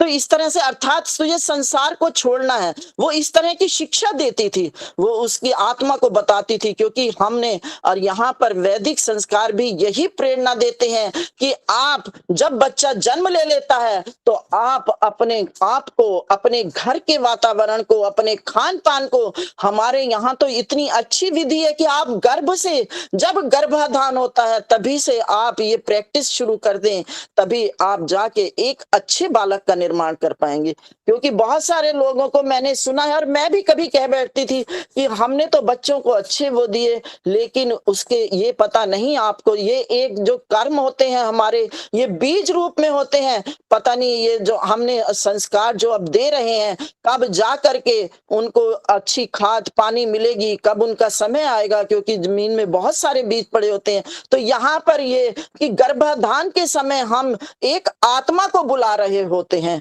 एक आत्मा का प्रवेश, और कौन सी आत्मा आए हमारे घर में, इसके लिए हमें विचारों की पवित्रता चाहिए। इसी के लिए हमने पुंसवन और सीमंतोन्नयन करते हैं, कि ताकि पुंसवन में हम शरीर की पुष्टि के लिए मंत्र है उसमें, और सीमंतोन्नयन में क्या है कि उसकी मस्तिष्क का विकास होता है चौथे पांचवें महीने से। इसीलिए ये रीत के रूप में कहा जाता है, और ये एक रीत की जाती है। पंजाब में आज भी इसका विभ्रंश रूप कर दिया गया। आज भी रीत तो कहते हैं कि रीत करनी है, लेकिन हम ये भूल जाते हैं कि ये रीत क्या है। ये हमारी वैदिक पद्धति थी, जो संस्कार था।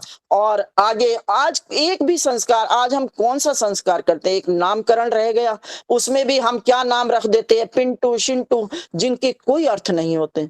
हमेशा कहा गया है कि नाम वो रखा जाए जो सार्थक करे, कि अब आदर्श जी का नाम है, तो एक लगता है कि उन्हें भी रहता है कि मेरा नाम आदर्श है और मैंने आदर्श बनना है, एक सबके लिए आदर्श प्रस्तुत करना है।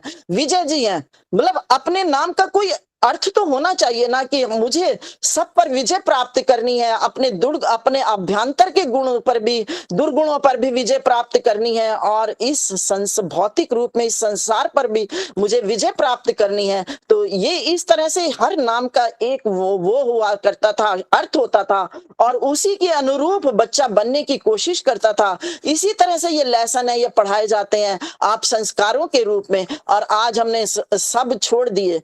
और उसके बाद हमारे तो 3 संस्कार तो हमारे वैदिक पद्धति में गर्भ के अंदर ही होते हैं, जो मेरे ख्याल अब हमने बिल्कुल करना छोड़ दिया। और आज हम देख रहे हैं कि गृहस्थ किस प्रकार के हो रहे हैं और संतानें कैसी उत्पन्न हो रही हैं, ये हम सब ने बिल्कुल छोड़ दिया है करना। और आगे देखिए कि 10 साल तक होते होते हमारे सारे संस्कार 16 संस्कार हो, वो एक सीमंतोन्नयन और वानप्रस्थ वगैरह बच जाते हैं, अधिकतर संस्कार 11 संस्कार तब तक हो जाते हैं। उपनयन, वेदारंभ, क्योंकि देखो गुरुकुल में जब बच्चा जाएगा, उपनयन संस्कार का कभी उसी पे बताऊंगी आपको बहुत अच्छी तरह की। उपनयन में इतना अच्छा है कि गुरु कैसे कहता है, ये कुल शब्द कैसे बना, कैसे पड़ा ये कुल शब्द, और कैसे ये हमने उसमें, क्योंकि गुरु कहता है मम चित्तम ते दधामि, मम हृदयम ते दधामि, मम चित्तम ते अनुचित्तम अस्ति, कि मैं तेरे चित्त को धारण करता हूं, मैं तेरे हृदय को धारण करता हूं। कौन सी शिक्षा जो है गुरु के और शिष्य के धारण करने का प्रयास करती है, या इतना प्रयत्न करती है, और कितनी सुंदर उपमा उसमें दी है कि वो बालक को ऐसे रखता है जैसे गर्भ में एक माता रखती है, कि जैसे अगर गर्भ वो माता खाती है तो वो गर्भ को खाना पहुंचता है, माता पीती है तो वो गर्भ के अनुसार ही सब कुछ लेती है। उसी तरह से एक आचार्य भी जो है जब शिष्य को अपने अंदर धारण कर लेता है। आज शिक्षा की क्या हालत है, आज शिक्षा जो है वो सिर्फ एक कमाई का साधन बनी हुई है। अभी आप देख लीजिए कि आ रहा है कि पुस्तकें इतनी महंगी, जो प्रिंट है उनसे 10-10 गुना अधिक माता पिता परेशान है।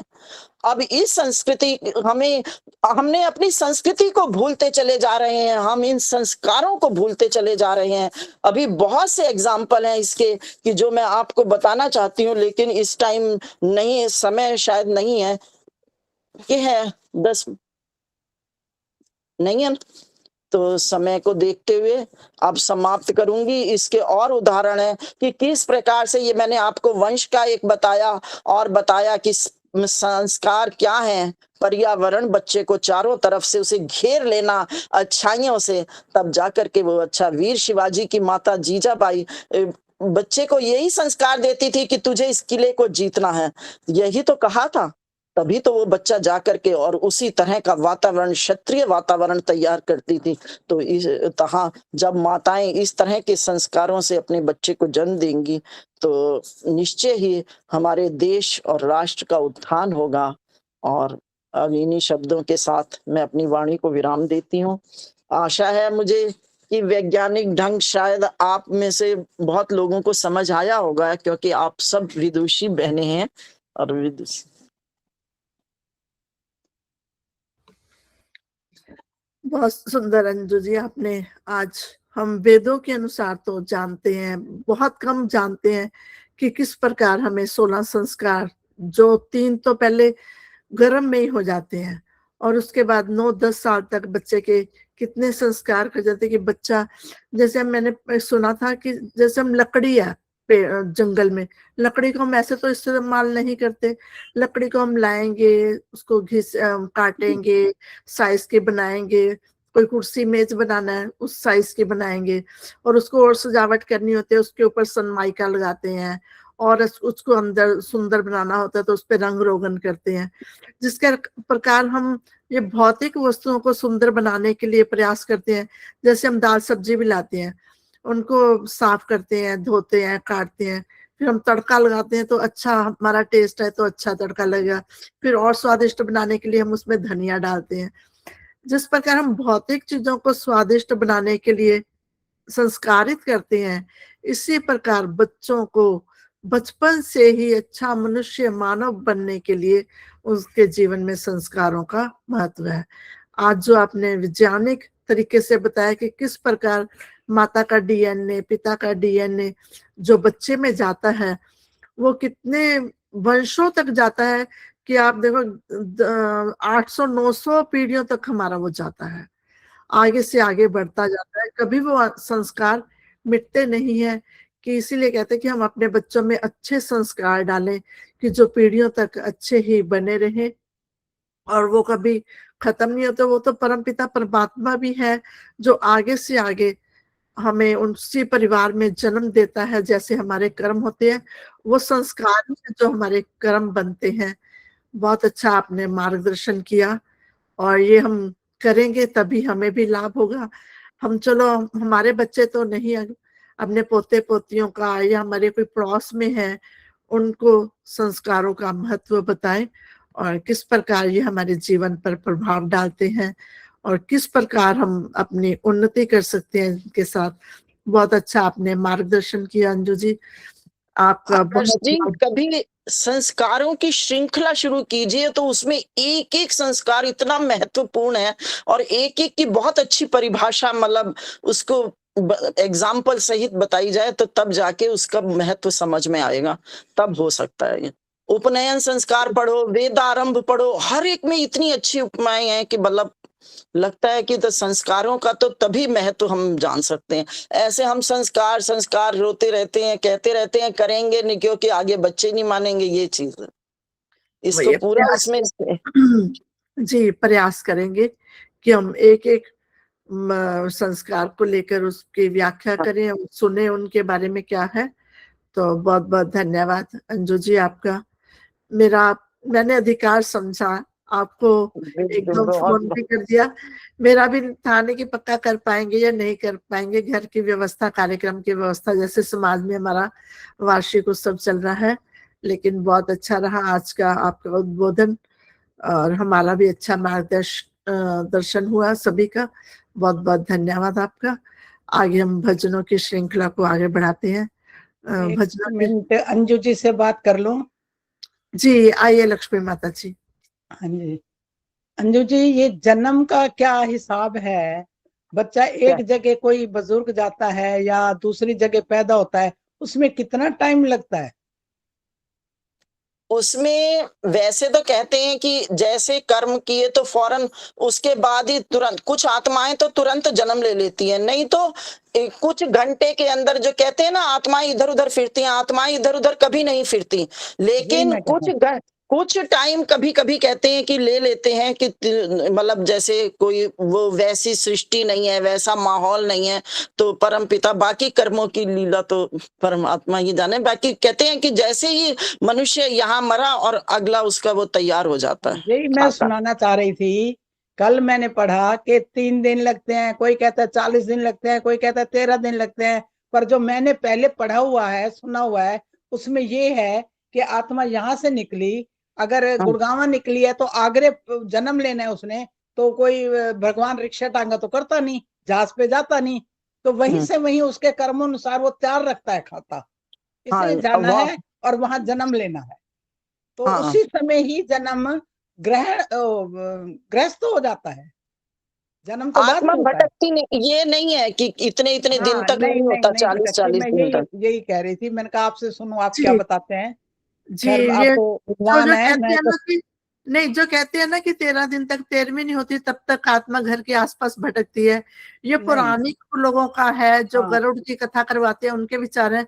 लेकिन वैदिक मत के अनुसार एक कीड़ा बताया है कि एक कीड़ा जैसे एक पैर उठाता है, दूसरा उसके बाद उठाए, इतनी देर में आत्मा एक जगह से दूसरी जगह चली जाती है। ईश्वर तो सब जगह व्यापक है, उसको कहीं जाना तो है नहीं, यहाँ से ईश्वर वहां हमारा कर देते हैं। ऐसे नहीं है। यही मैं कहना चाह रही थी। एक मिनट मैंने मेरी कहा बात देखो सुनो। विद्वान बस लोग क्या माइक म्यूट कहते हैं। रखिए, यहाँ पर अभी ऐसे चर्चा नहीं करेंगे हम, सभी धन्यवाद। अध्यक्ष जी, फिर क्या आर्य समाज वाले 13वीं नहीं करते हैं? अच्छी चर्चा हो रही है। 13वीं करते हैं वो इसलिए, जो परिवारजन पीछे रहे हैं उनकी सहानुभूति के लिए, उनके साथ अपनी हमदर्दी जताने के लिए, इसलिए 13वीं करते हैं। एक मिनट मेरी बात सुनोगे? उनके गुण मतलब कि है, उनको हम संतोष जी अपना माइक म्यूट रखिए, इसलिए हम 13वीं करते हैं। 13वीं जो इंसान चला गया उसके क्या करना 13वीं, वो तो ईश्वर की व्यवस्था के अनुसार है कि उन्होंने उनको कहाँ जन्म देना है, उसके लिए जब शरीर जल गया तो उसका क्या रह गया 13वीं का, कुछ नहीं रह जाता। स्वामी दयानंद जी ने यही तो लिखा है कि यहाँ तक कि आप मेरे जो हम कहते हैं ना फूल चुनने का भी नहीं, मेरी आप इनको अस्थियों को किसी खेत में डाल देना। अस्थियां चुनने का भी स्वामी दयानंद जी ने नहीं बताया कि मेरी अस्थियां कहीं नदी में बहाना। एक मिनट मेरी बात सुनो, सब गलत कह रहे हो, तभी तो संतोष जी अपना माइक म्यूट रखिए, इसमें हम अपने विद्वानों से चर्चा करेंगे जो हमारे से कर लो ना, हमारे से हम कर लो। अपने कर्मानुसार कैसे एकदम कैसे जन्म मिल सकता है? कर्म गंदे करें तो कैसे भगवान? नहीं, कर्म गंदे करें तो दूसरी जोनी में मिलेगा, पेड़ पौधे बनेंगे, प्राणी तो है, इस सब भोग जुनिया में हमें जन्म मिलेगा, जरूरी तो नहीं मानव जीवन मिलेगा हमें, ये चीज तो नहीं मिल सकता ना। परमात्मा ने कोशिश करिए जीते जी अच्छे कर्म करिए, कोशिश करिए जीते जी अच्छे कर्म करिए, और अपनी अंत्येष्टि का भी सब काम करके जाइए, गौ दान सब कुछ करके जाइए। जी जी, नहीं तो उसी सेटल हो जाएगा, उसी टाइम सेटल हो जाएगा। मैंने सब कुछ कर लिया है, कुछ नहीं करना बच्चों ने, मैंने अपनी बॉडी दान भी कर दी है। आजकल ना जी ये राधा स्वामी में तो ये प्रयास बहुत ज्यादा हो रहा है कि अपनी बॉडी दान कर दो और घर वालों को जरूरत भी ना पड़े कुछ करने की। ये तो बहुत यहाँ हमारे तो बहुत हरियाणा में प्रयास हो रहा है। सभी माइक म्यूट कर लीजिए, कृपया सभी माइक म्यूट करिए, कार्यक्रम को आगे बढ़ाते हैं। हम यहाँ पर जितनी चर्चाएं करते रहेंगे और बढ़ती जाएंगी, हमारी शंकाएं कभी भी खत्म नहीं होंगी। लेकिन जो हमारे स्वामी दयानंद जी ने लिख दिया कि मरने के बाद इंसान का कुछ भी नहीं होता, उन्होंने यहाँ तक लिखा कि मेरी अस्थियों को आप खेतों में डाल देना, कहीं भी नहीं बहाना नदियों में। हम नदियों का पानी अशुद्ध करते हैं, गंदा करते हैं, वही नदियों का पानी हम पीते हैं। लेकिन मरने के बाद वो ईश्वर की व्यवस्था है कि वो उस प्राणी को कहाँ पर जन्म देंगे, जैसे हमने कर्म किए वैसा ही हमें जन्म मिलता है। या तो आत्मा को शरीर चाहिए, साधन कुछ ना कुछ चाहिए, या फिर वो ईश्वर की व्यवस्था के अनुसार होता है। इसके सिवा इस प्राणी का, जीव का कुछ भी नहीं होता। चलो हम आगे, बाकी उर्मिल जी है। उर्मिल जी, आप कुछ अपनी बात रखना चाहती हैं? आइए 2 मिनट के लिए। ना अब होता है वैसे होता है, बाकी सब ईश्वर की व्यवस्था, बाकी सब नहीं, सब कुछ ईश्वर की व्यवस्था में चलता है, उसके बिना कुछ कार्य नहीं हो सकता। कहते हैं, सुना है हमने भी कि जब शरीर छोड़ता है वो उस आत्मा के लिए अगला गर्भ पहले ही तैयार होता है।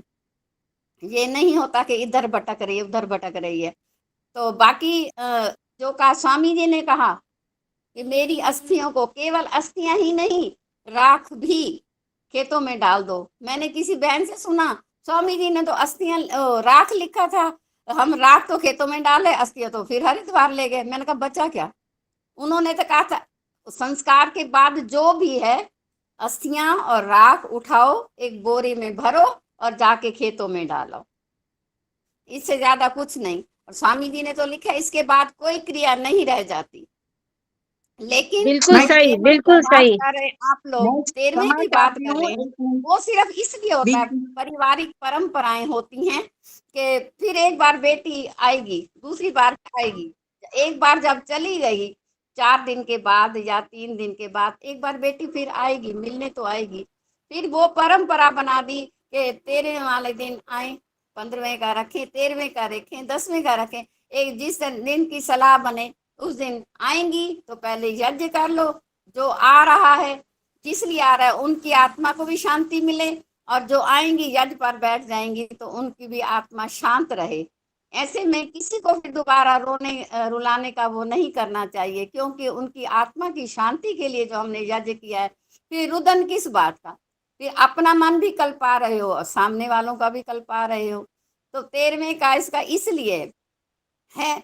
बाकी मोहल्ले वाले हों, रिश्तेदार जो अड़ोस पड़ोस के होते हैं या शहर के होते हैं, वो तो कहते हैं ना 4 दिन तो आना जाना लगा रहा, हफ्ता हो गया हम फिर गए ही नहीं।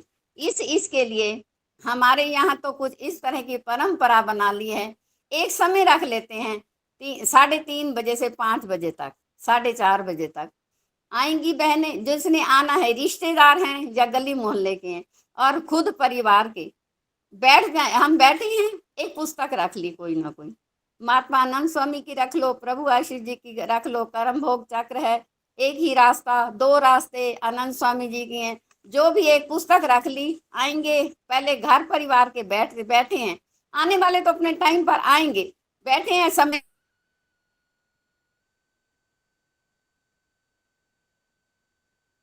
तो एक आर्य समाज की पुस्तक पता है बनाई हुई यही है। है, आइए मृत्यु 2 योग। 1 बाकी 12-13 दिन तक ये चलेगा। कब तक करोगे? उसके तब तक सबका आना जाना पूरा हो जाता है।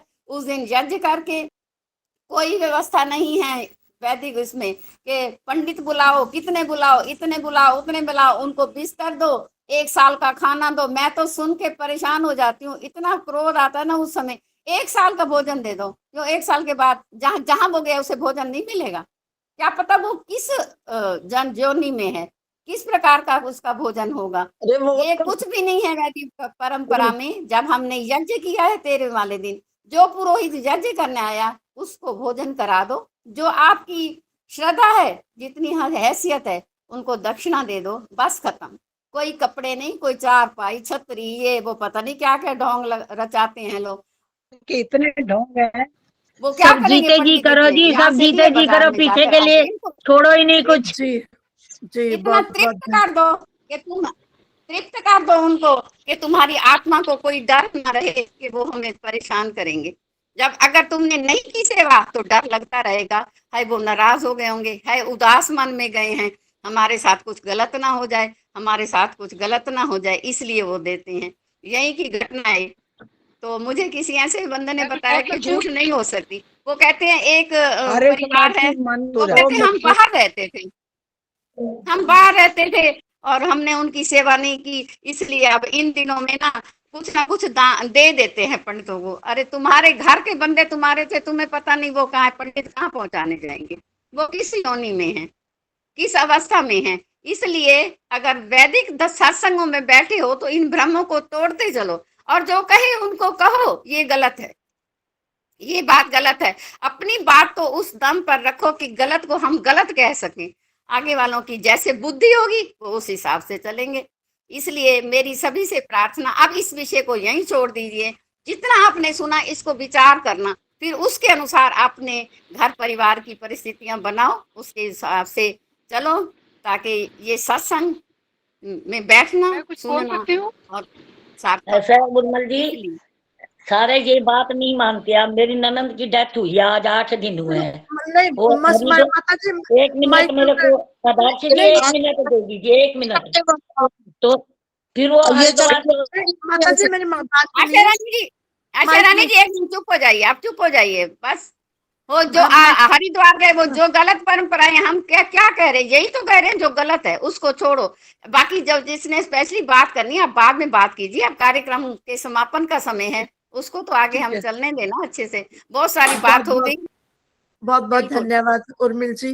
धन्यवाद जी। दुनिया बहुत कुछ करती है, धन्यवाद लेकिन जी, हम जो बहुत- वैदिक विचार है उस पर चले। बहुत दुनिया करती है, ऐसे नहीं कह रहे कि हम एक दो करते हैं, एक दो है जो नहीं करते ये काम, बस सारी दुनिया ऐसे करती है, हम उनके अनुसार नहीं चलेंगे। हम चर्चा करें तो हमारे परिवारों में देखो, जो हमारे आस पड़ोस में करते हैं, लेकिन जो सत्य है उसको हम ग्रहण करें, असत्य को छोड़े, उसके लिए हमें तैयार भी रहना चाहिए। वो बात हमें सहर्ष स्वीकार करनी चाहिए। बहुत बहुत धन्यवाद उर्मिल जी आपका। अब भजन एक होगा। आशा रानी आर्य जी, आपने एक भजन बोलना है तो भजन बोलिए, आगे की चर्चा फिर बाद में हम अपने विद्वानों के साथ दीदी अपनी एक बात मैं कहती हूँ, आजकल के मैं तो सुन के खुद हैरान हो गई। आजकल के आर्य समाजी आचार्य भी कहती हैं पैसे दे दो इसके बदले, बिस्तरों के बदले, उसके बदले। मैं तो सुन के भी हक्की बक्की रह ये गई। हम मैं क्या किसी की बुराई नहीं करेंगे, जो आपको सुने वो आपने करना करो उसी के अनुसार। आइए आशा रानी आर्य जी, एक भजन अपना आप बोलिए। आशा रानी आर्य जी, और कोई बहन भजन बोलना चाहती हो तो हैंड रेस कर ले। सुमन तू एक भजन। हाँ जी,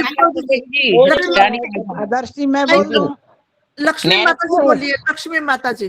रानी कागा जिंदड़ी का कोई विसा के नीवा होके चल बंदेया, नहीं जिंदड़ी दा कोई विसा के नीवा होके चल बंदेया, नीवियां नू रब मिलदा के नीवा होके चल बंदेया, जट छड़ अभिमान माया दे गुमान नू, माया दे गुमान नू, झूठा अभिमान नहीं भावे भगवान नू, भावे भगवान, सोच के कदम बढ़ा के नीवा होके चल बंदिया, नहीं जिंदड़ी दा कोई विसा के नीवा होके चल बंदिया, दिया पुत्र भाई बंधु प्यार वेदी काम दे, प्यार वेदी काम दे, छड़ के मसाना तक मोड़े गारी आमदे, मोड़े गारी आमदे, जो कोई भी नहीं गाया के नीवा होके चल बंदिया, नहीं ओ जिंदड़ी दा कोई विसा के नीवा होके चल बन। मन विच सेवक दी गल नू उतार दे, गल नू उतार दे, ओम नाम जप के तू जन्म सुधार ले, जन्म सुधार ले, जग विचों हसदा तू जा के नीवा होके चल बंदिया, नहीं ओ जिंदड़ी दा कोई विसा के नीवा होके चल बंदिया, नीवियां नू रब मिलदा के नीवा होके चल बंदिया। धन्यवाद इस समय देने के लिए। बहुत सुंदर भजन। और इस पर भजन पर हम विचार भी करें, क्या हम नीवे होके चल रहे हैं? जो भी हम भजन गाएं उस पे हम विचार करें कि भगवान किसको मिलते हैं, और भजन गाना हमारा तभी सार्थक होगा। सुषमा बुद्धि राजा कुछ बोलना चाहती हैं, आइए दीदी 2 मिनट के लिए। नहीं मैं कुछ नहीं बोलना चाह रही। ठीक, मैं भी आदर्श जी मैं 2 मिनट लेना चाह रही थी, आप कहो बस तो। माता जी 2 मिनट ही लेना, उस बात पर अब चर्चा नहीं करनी जो बात हो चुकी। बस कोई नहीं, मैं और चर्चा नहीं कर रही। तो बहुत हो गई है, भजन आदर्श करा जी, दी, सब अपने अपने मैं माइक बहुत खोल उर्मिल जी ने बड़े अच्छे विस्तार से बता दिया। चर्चा बहुत हो चुकी। मैं वही कह रही हूँ माता जी, उस पर चर्चा नहीं करनी अभी। हाँ, नहीं एक मिनट जो जिसी ने जो बात जिसने नहीं कही ना, मैं वही कह रही हूँ बस। तो बहुत विस्तार से बात हो गई। जो महर्षि ने लिखा है ना, हड्डियों को जमीन में गाड़ो, राख को खेतों में बखेरो। क्योंकि हड्डियां खेतों में नहीं बखेरनी, हड्डियों को तो कुत्ते ले जाएंगे खींच खींच के। अजमेर में जो उत्तराधिकारी महर्षि दयानंद की वो बनी हुई है अजमेर में, तो वहां जो उनका है, जहां हवन कुंड बना हुआ है, उसके नीचे हड्डियां गाड़ के ऊपर हवन कुंड बना हुआ है। जहाँ यानी हड्डियों को खेतों में नहीं डालना, राख को डालना है, हड्डियों को जमीन में गाड़ देना है। बस मैं और कुछ नहीं कह रही। बहुत बहुत धन्यवाद आपका। जी बहुत बहुत धन्यवाद। आदर्श जी, बिल्कुल ठीक है ये बात। अब आइए गायत्री गुप्ता एक जी। मिनट और लूंगी। कुत्ते नहीं, वैसे तो जमीन में गाड़ दो, अपनी खेत है वहां, तब भी कोई नहीं तो ये कुत्ते जली हुई हड्डियों को नहीं ले जाएंगे, क्योंकि इनमें कुछ भी नहीं है। अब वैसे हड्डी के अंदर की जो रक्त का संचार होता है वो थोड़ा बहुत होता है, और ऊपर से कुछ लगा हुआ होगा, तब हड्डी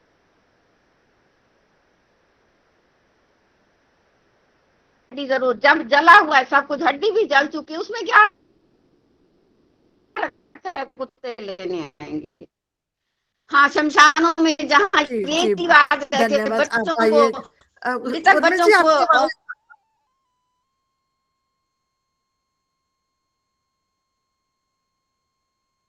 आवाज कट रही थी दीदी आपकी।